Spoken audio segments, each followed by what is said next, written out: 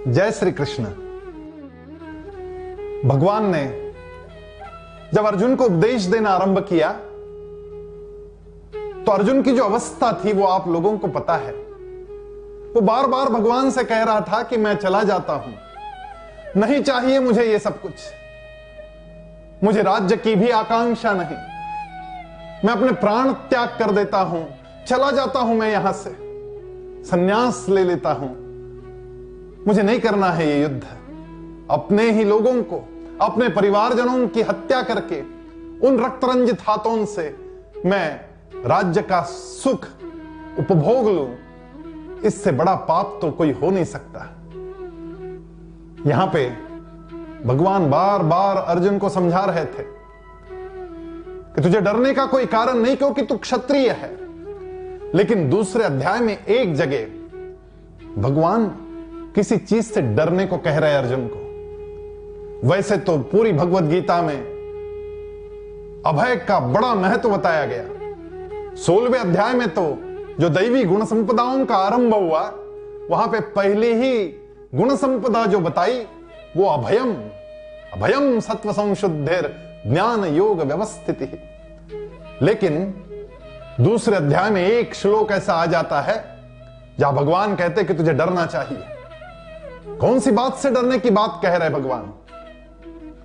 भगवान कह रहे अकीर्तिम चापि भूतानि कथयिष्यन्ति ते व्ययाम संभावितस्य चाकीर्तिर मरणादतिरिच्यते।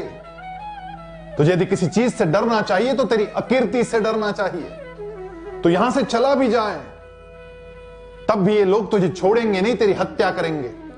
और तू किसी तरह से बच के भाग भी जाए तो अकीर्ति, तेरी अपकीर्ति तेरा पीछा नहीं छोड़ेगी। ये इतिहास लिखा जाएगा कि अर्जुन भगोड़ा था, वो भाग गया। ये कोई नहीं जानेगा कि उसके मन में क्या था। ये कोई नहीं जानेगा कि वो अपने परिवार को बचा रहना देना चाहता था। लेकिन बात यही लिखी जाएगी कि अर्जुन युद्ध से पलायन करके भाग गया। और इससे जो अकीर्ति होगी, अकीर्तिम चापि भूतानि कथयिष्यन्ति ते व्ययाम संभावितस्य चा अकीर्तिम मरणादतिरिच्यते। ये मरण से भी ज्यादा, मरने की यातना से भी ज्यादा यदि कोई यातना है तो वो अकीर्ति की यातना है।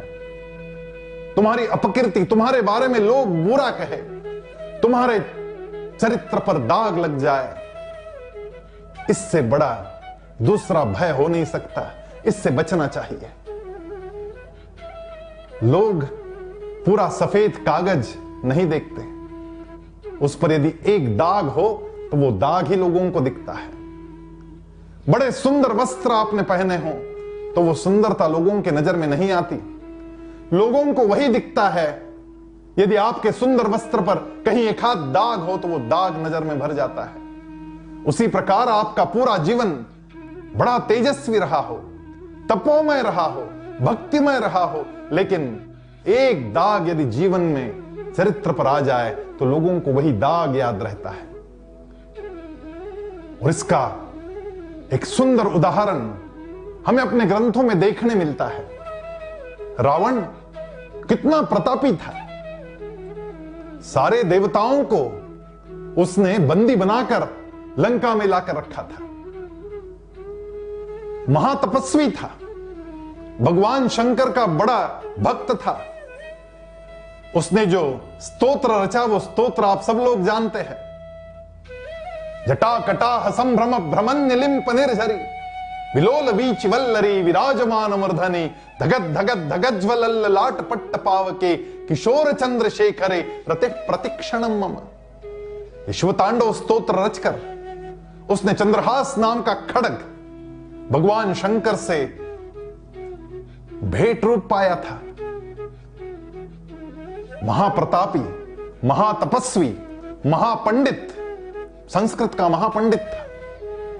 लेकिन एक अहंकार उसके चरित्र पर दाग था। परस्त्री की ओर बुरी नजर से देखना यह उसके चरित्र पर लगा हुआ दाग था। और इसलिए आज तक कोई अपने बच्चे का नाम रावण नहीं रखता।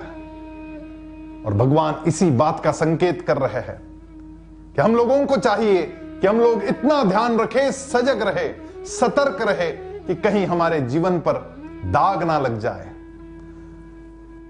इतनी शक्ति हमें देना दाता, मन का विश्वास कमजोर होना।